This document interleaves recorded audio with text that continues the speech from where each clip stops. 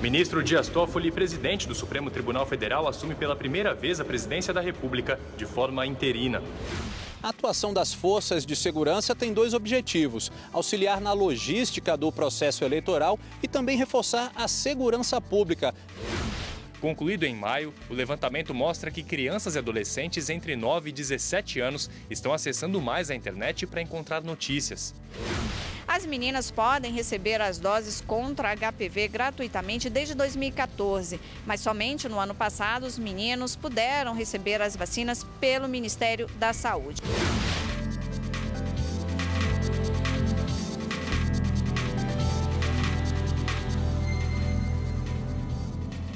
Olá, boa tarde. Boa tarde. Eleições 2018. As tropas federais vão atuar antes, durante e depois do pleito. Os objetivos são auxiliar na logística do processo eleitoral e também reforçar a segurança pública.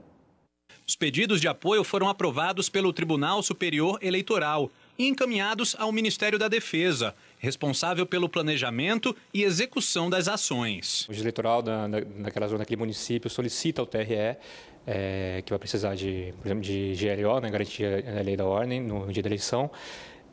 O TRE consulta o governador do estado, porque é da competência do governo do estado a segurança, né, da localidade, e tendo de acordo, o TRE autoriza e solicita ao TSE. O TSE autorizando vai ter a Força Federal para ajudar. A atuação das forças de segurança tem dois objetivos: auxiliar na logística do processo eleitoral e também reforçar a segurança pública, garantindo a normalidade da votação e da apuração dos resultados. Ela ocorre de duas formas: a garantia da lei da ordem, que é as Forças Armadas estarem auxiliando para que a votação e a apuração ocorra de uma forma pacífica, tudo bem, e o apoio logístico, que são as três armas, né? O Exército, a Marinha e a Aeronáutica, auxiliando a justiça eleitoral no transporte de equipamento de urna e de pessoas para locais de difícil acesso. No total, 101 localidades pediram apoio logístico nos estados do Amazonas, Acre, Roraima, Amapá e Mato Grosso do Sul. Já o apoio de segurança vai acontecer em 370 locais, no Piauí, Maranhão, Rio Grande do Norte e Ceará, no Nordeste, além do Acre, Mato Grosso do Sul e Rio de Janeiro. Os pedidos de apoio podem ser feitos até a véspera da eleição. Quanto antes, melhor, até porque tem toda a logística do Ministério da Defesa, de deslocamento de tropas, mas a gente sabe que até a véspera pode ser que surja algum acontecimento e que alguma localidade nova apareça. Um vigilante que não pôde usufruir 2 períodos seguidos de férias não vai ser indenizado. A decisão é da 8ª turma do TST.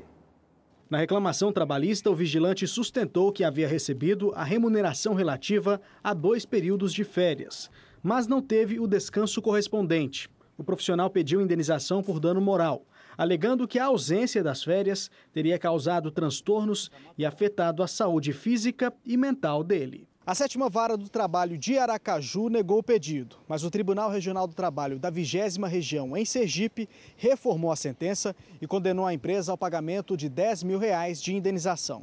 Para o regional, houve afronta ao direito à saúde e às relações sociais fora do trabalho. O TRT considerou que a empresa descumpriu mais de uma vez o dever contratual de conceder as férias e entendeu que ficou caracterizado dano existencial. No recurso ao TST, a empresa alegou que o vigilante não havia comprovado prejuízo decorrente da privação de férias que pudesse caracterizar o dano. Ao examinar o caso, a ministra Maria Cristina Peduzzi enfatizou que não havia nenhuma prova que demonstrasse o dano existencial. Ela observou que tanto a 8ª quanto a 7ª turma do TST afastaram a ocorrência de dano moral em situação semelhante. A ministra ressaltou a necessidade de comprovação de que o ato ilícito tenha causado sofrimento psíquico. Por unanimidade, a 8ª turma restabeleceu a sentença de primeira instância, que negou o pedido de indenização por dano moral. E neste ano, a meta do Ministério da Saúde é vacinar 255 mil meninas e meninos contra o HPV, vírus que pode causar várias doenças como câncer.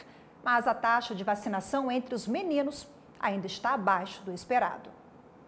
O vírus HPV pode causar vários tipos de cânceres, mas a vacina é a melhor forma de prevenção. No colo do útero, 70% pode ser evitado e 63% câncer de pênis. A vacinação é extremamente importante tanto para meninas quanto para meninos. Procure uma unidade de saúde que leve seu filho, os seus filhos adolescentes à unidade de saúde para ser vacinado. Temos unidades que também abrem aos sábados pela manhã, então não trabalhamos apenas com o horário comercial, né, que é o das 8 às 5 da tarde, mas também temos algumas unidades maiores no DF que abrem também aos sábados pela manhã e que isso é muito importante e que a vacinação é uma das melhores formas de prevenção. As meninas podem receber as doses contra HPV gratuitamente desde 2014. Mas somente no ano passado os meninos puderam receber as vacinas pelo Ministério da Saúde. O público-alvo da campanha do governo é vacinar meninas de 9 a 14 anos e meninos entre 11 e 14 anos. No Distrito Federal, só no ano passado, 55% das meninas receberam as 2 doses da vacina. Até maio deste ano, quase 47% já foram imunizadas. Mas a taxa de vacinação entre os meninos está bem abaixo do esperado. Segundo dados da Secretaria de Saúde no Distrito Federal, apenas 6,27% dos meninos de 11 a 14 anos receberam as 2 doses da vacina contra o HPV. Esse dado é de 2017 até maio deste ano. Para a Secretaria de Vigilância à Saúde do Distrito Federal, vários fatores contribuem para a baixa taxa de vacinação, entre eles a desinformação, as notícias falsas e a falta de tempo dos responsáveis por levarem os filhos aos postos de saúde. Esta advogada explica que a saúde é uma questão de bem-estar e direito garantido na Constituição Federal. Quando a gente fala de bem-estar, a gente está falando de cuidados. Falando de cuidados, a gente está entrando na seara dos maus tratos. Então, aquele pai que não leva o seu filho para atualizar o seu cartão de vacinação ou que não mantém o cartão de vacinação do seu filho atualizado, ele pode correr o risco de ser acionado pelo Conselho Tutelar e perder a guarda do seu filho, porque isso também é considerado maus tratos. Pessoas entre 9 e 26 anos que vivem com HIV e que receberam transplantes de órgãos e tecidos também devem ser vacinadas. A campanha de vacinação contra o HPV acontece durante o ano todo. O Ministério da Saúde reforça a importância de receber a segunda dose 6 meses depois da primeira. Não tem problema se ultrapassar o prazo. A vacina pode ser aplicada a qualquer momento em unidades de saúde de todo o Brasil. E a seguir, crianças e jovens cada vez mais conectados às notícias. Em 2013, ano da pesquisa anterior, os acessos feitos por essa faixa etária representavam 34%. Este ano subiu para 51%.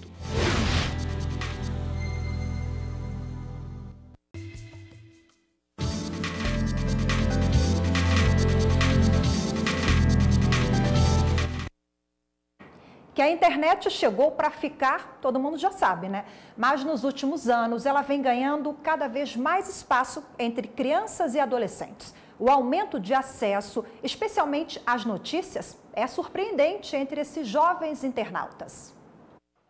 A pesquisa ouviu 3.102 pais e jovens em todo o Brasil.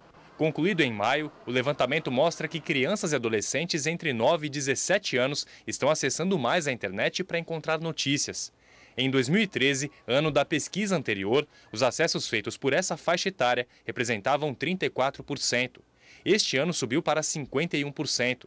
Entre os critérios utilizados pelo instituto que fez a pesquisa estão a visualização de vídeos e leitura de notícias. Outro fator apontado como causa para esse aumento é o uso dos telefones celulares. Em 2012, apenas 21% das crianças e adolescentes tinham acesso aos aparelhos móveis. Este ano, o número subiu para 93%.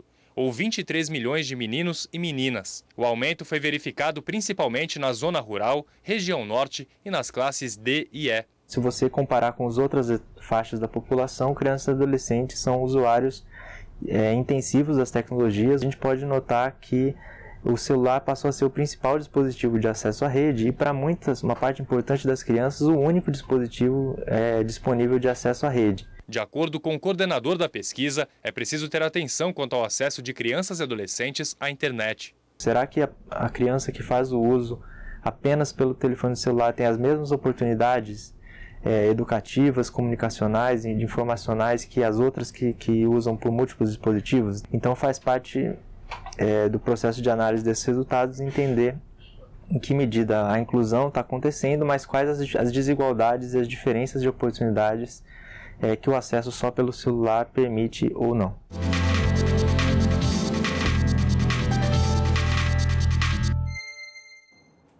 E para conversar com a gente sobre o assunto, o advogado Rodrigo Formiga está aqui na bancada do Jornal da Justiça. Boa tarde, doutor. Boa tarde, Galton. Boa tarde, Rafaela. A gente viu então que mais jovens e crianças têm mais acesso às notícias e, consequentemente, à internet. É positivo, prejudicial, tem que ter cuidado? Me explica um pouco essa questão. É bastante positivo, principalmente pelo fato dessa pesquisa ter sido feita com base em uma metodologia internacional e que consultou em torno de 3 mil crianças e adolescentes da faixa entre 9 e 17 anos e consultou também os pais. Então, pôde-se ter uma visão bastante abrangente do que é que essas crianças estão acessando e qual é o conteúdo principal. Por exemplo, se elas acessam conteúdos educativos, se elas acessam conteúdos de entretenimento, e isso pode ser bastante positivo sim, porque a internet hoje ela é um aliado da educação. Agora, falando nesse controle, ele surgiu principalmente após o Marco Civil da Internet e a Lei de Dados, que foi aprovada agora há cerca de um mês, né? Exatamente. A Lei de Dados foi aprovada no Brasil, ela vai entrar em vigor daqui a 18 meses e o Marco Civil da Internet já é de 2014 e ele já está em franco desenvolvimento. Ele autoriza a que os pais, nos limites do Estatuto da Criança e do Adolescente, eles possam monitorar as atividades dos seus filhos. E esse monitoramento, em geral, é feito através de programas específicos e esses programas eles podem limitar o tempo de uso da internet e podem também restringir determinados conteúdos.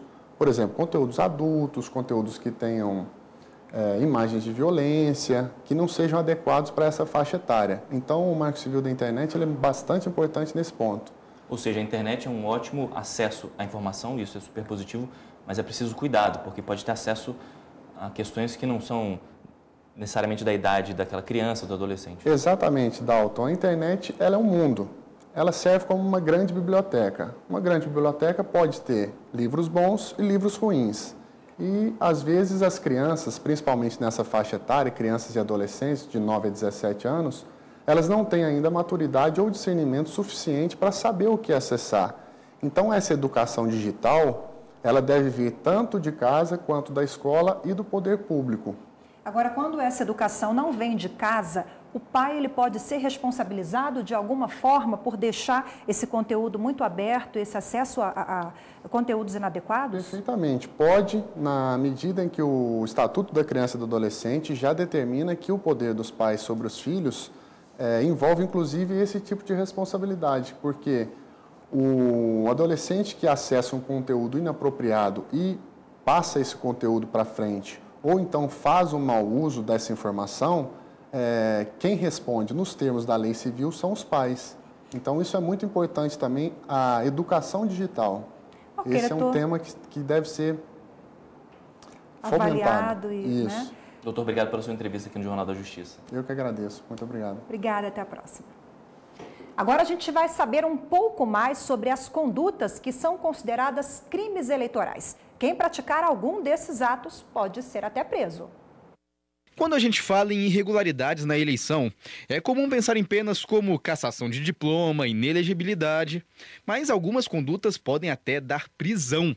São os chamados crimes eleitorais. Os principais são comprar ou vender votos, usar a violência para fazer alguém votar em determinado candidato, oferecer transporte ou alimentação para eleitores no dia da eleição, rejeitar o serviço eleitoral, danificar a urna eletrônica de propósito e falsificar ou alterar documentos para fins eleitorais. Tanto eleitores quanto candidatos podem ser penalizados se cometerem algum crime eleitoral. Para caracterizar como crime eleitoral, você tem os tipos previstos no Código Eleitoral, tem em outras normas, não é só no Código Eleitoral, e tem um fim especial de agir. Ele tem que estar, de alguma forma, relacionado ao processo eleitoral, o que não significa que é só candidato. Eleitor, por exemplo, também também pode ser enquadrado, também pode praticar crime eleitoral e responder por crime eleitoral. Existem proibições em todas as etapas do processo eleitoral. Durante a campanha, por exemplo, é proibido distribuir brindes com o nome do candidato. No dia da votação, a chamada boca de urna é vedada, assim como contratar ou demitir funcionários públicos comissionados, o que só volta a ser permitido depois das eleições. O eleitor que flagrar algum crime eleitoral sendo cometido por candidato ou cidadão deve denunciar a conduta. Ele pode informar a autoridade policial, né? A autoridade policial eleitoral é a Justiça Federal, mas a Polícia Civil também atua, sobretudo nos lugares em que não há, né? Tem mais capilaridade a Polícia Civil, então ela pode responder. Então ele pode comunicar a polícia, pode comunicar o Ministério Público, tem até um aplicativo da Justiça Eleitoral, que é o Pardal, que ele também pode notificar por lá.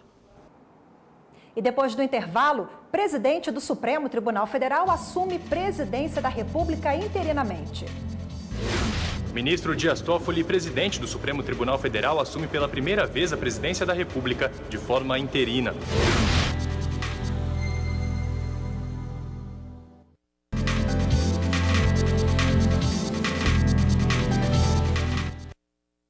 Com a viagem do presidente Michel Temer para os Estados Unidos, o ministro Dias Toffoli, presidente do Supremo Tribunal Federal, assumiu interinamente a presidência da República. E sobre o assunto, vamos conversar ao vivo com o repórter Gabriel Ciafrei. Boa tarde, Gabriel. Oi, Galton, boa tarde para você, boa tarde a todos. Essa é a primeira vez que o ministro Dias Toffoli assume a presidência da República interinamente. Isso porque o presidente Michel Temer viajou para a Assembleia Geral da ONU em Nova York. Os presidentes da Câmara e do Senado também deixaram o país porque, se assumissem a presidência da República, poderiam se tornar inelegíveis nas eleições de outubro. Bom, mais cedo, o ministro Dias Toffoli se reuniu com o conselheiro do CNJ, Henrique Ávila, e também assinou leis referentes a diversas áreas. Vamos acompanhar na reportagem. A transmissão de cargo foi feita na base aérea de Brasília no domingo. Na sequência, o presidente da República, Michel Temer, embarcou para os Estados Unidos. Ele vai fazer o discurso de abertura na Assembleia Geral da ONU em Nova York. O ministro Dias Toffoli vai ficar na presidência da República de forma interina até amanhã. Nesta segunda-feira, ele já teve compromissos oficiais. Além de se reunir com o conselheiro do CNJ, Henrique Ávila, sancionou 3 projetos de lei. Eles tratam de acesso à educação de crianças e adolescentes, direitos das mulheres e ampliação da proteção à família. Para mim, é altamente significativo que, nesse momento de uma interinidade como presidente da República, tenha a oportunidade de sancionar projetos de lei tão importantes vindos do Congresso Nacional. As motos representam 27% da frota nacional. Mas quando o assunto é acidente, quase 90% das vítimas no trânsito são motociclistas. Um meio de transporte que promete chegar mais rápido ao destino sem precisar enfrentar o caos no trânsito de uma cidade. Mas, ao mesmo tempo que é rápido, também pode ser perigoso. Grace carrega no corpo as marcas de um acidente de moto sofrido há 7 anos. Houve uma fratura exposta que fala, né? Aí quebrou, eu caí no chão, ralei o lado direito todo, ralei braço, ralei ombro, rosto. E a perna ficou caída no chão, ficou quebrada. Várias internações, 4 cirurgias e 2 centímetros de encurtamento da perna direita. Grace faz parte de uma estatística que é assustadora. Nos 6 primeiros meses deste ano, quase 170 mil apólices de seguros foram acionadas para indenizações por morte, invalidez e despesas médicas a vítimas de trânsito. Dessas, 76% foram de acidentes envolvendo motos. 7.336 foram pagas às famílias de motociclistas que morreram no trânsito, 64 mil por invalidez permanente e 18 mil para despesas médicas. Os homens são maioria entre as vítimas fatais, enquanto as mulheres representam 12%. Eles estão em maior número também entre os inválidos, 79%. E a maior parte tinha entre 18 e 34 anos. A paixão por moto vai além dos riscos. Até os mais experientes acabam se envolvendo em acidentes. Sidney pilota moto desde a adolescência por incentivo da mãe. E apesar da experiência sobre 2 rodas, ele se envolveu 5 vezes em acidentes de trânsito. Saindo do trabalho, a gente eu estava passando por cima do viaduto e uma pessoa num carro fez o retorno, não respeitou a minha passagem, eu tive que desviar, bati na lateral desse carro, bati todo o meu lado direito, onde eu ainda até hoje tenho algumas sequelas, estão melhorando. Tive o rompimento de um ligamento no tornozelo, meu ombro também eu machuquei bastante, meu cotovelo. E essa pessoa que bateu na minha motocicleta simplesmente foi embora e me deixou no local do acidente. O Código de Trânsito Brasileiro foi criado em 1997 e prevê a garantia aos cidadãos de um trânsito seguro. É dever das entidades proporcionar isso. Cabe às instituições do Sistema Nacional de Trânsito responder por danos causados em virtude de ação, omissão ou de erro na execução de programas, projetos e serviços que garantam o exercício do direito ao trânsito seguro. Este especialista em direito civil lembra que a lei vale para todos, inclusive para passageiros e pedestres. Ele diz que a intenção é garantir a segurança e a responsabilização do culpado, além de executar medidas para evitar as colisões. Na existência da colisão, delimitar quem está errado, até para facilitar uma responsabilização civil, é atenuar os danos dados equipamentos de segurança, de proteção, né, sejam em veículos de 4 rodas, como os airbags, cinto de segurança, quanto nos veículos de 2 rodas, como capacete, viseira, sapato fechado, que são as determinações mínimas de trânsito. Hoje a frota nacional é de 26 milhões de motocicletas. A prudência e a manutenção do veículo minimizam os riscos de acidente. A direção defensiva é tão importante quanto manter os pneus calibrados, retrovisores posicionados na altura certa, freios e faróis em perfeito funcionamento, já que o motociclista também é a parte mais frágil no trânsito. Jovens em situação de vulnerabilidade têm no trabalho a oportunidade de um futuro promissor. Uma organização não governamental mantida por empresas oferece oportunidade de aprendizagem a jovens que desejam iniciar logo a carreira profissional.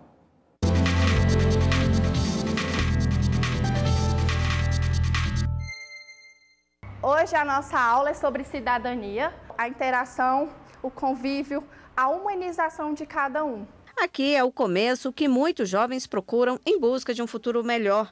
O Centro de Aprendiz oferece cursos profissionalizantes e acompanhamento escolar. Tudo financiado por empresas que, em contrapartida, recebem os estudantes com mão de obra qualificada. Hoje nós trabalhamos com o programa com a lei da aprendizagem. Então, os adolescentes e jovens vêm aqui uma vez por semana, recebem uma formação teórica e os outros dias da semana eles estão nas empresas que nós temos parcerias, que aí é onde eles estão desenvolvendo a parte prática do programa. O público-alvo são jovens entre 13 e 15 anos em situação de vulnerabilidade aqui no Distrito Federal. O objetivo do programa ultrapassa as paredes da sala de aula, onde eles colocam em prática conteúdos profissionais e de cidadania que recebem aqui. A capacitação já mudou a vida de muitos jovens que passaram por aqui.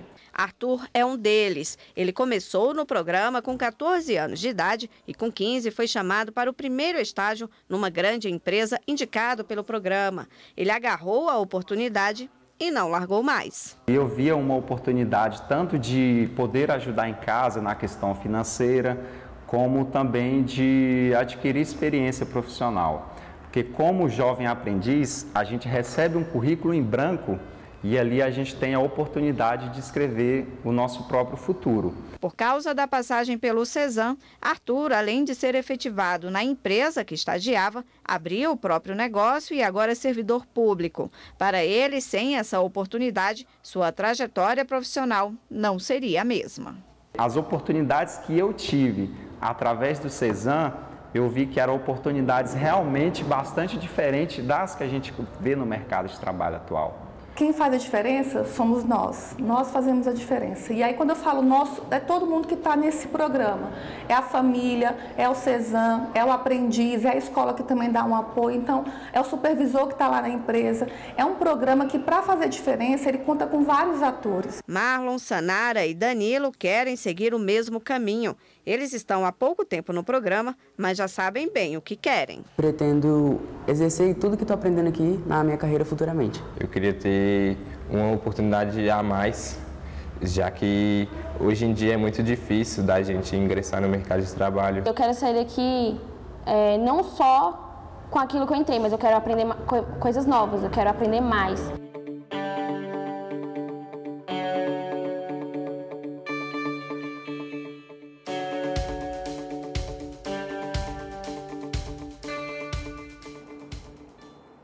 E nós queremos que você participe do Jornal da Justiça. Acesse o nosso Twitter, @TVJustiça, e vote na enquete que acabamos de colocar lá. Olha só, nessa enquete você escolhe quais temas nossa equipe vai produzir reportagens especiais sobre os 30 anos da Constituição, antes e depois da lei.